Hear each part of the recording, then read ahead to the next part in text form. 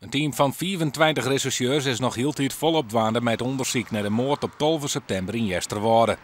In winkels en in gebouwen komen vanmorgen al posters te hangen met een foto van Marijke Heiltjes.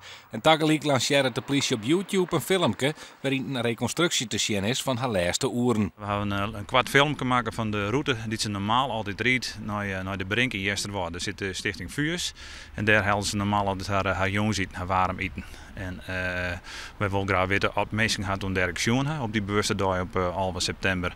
Ja, en wie ze toen al zit er in bij haar in de auto. Nou, er zijn een aantal vragen die we dus nog hebben. Specifieke dierderinformatie, like als de wijze waarop de vrouw om het leven kwam is, wordt in het rand van het onderzoek net naar buiten gebracht. De politie bestrijdt dat het onderzoek vast zit, maar houdt met verschillende scenario's rekening. Het is voor u ook een heel moeilijk geval. Het is ze is krek weduwe, ze is beppe, ze is mim. Een vrouw die het ergst, zo viert wij nog weer er nooit in wat kweer die in had.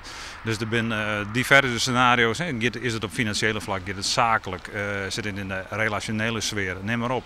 Is het toen ze thuis kwam, had ze toen in rond. Nou, dat soort scenario's hebben wij al beskregen en die geven we nog allerlei onderzoek in welke kant op u maken.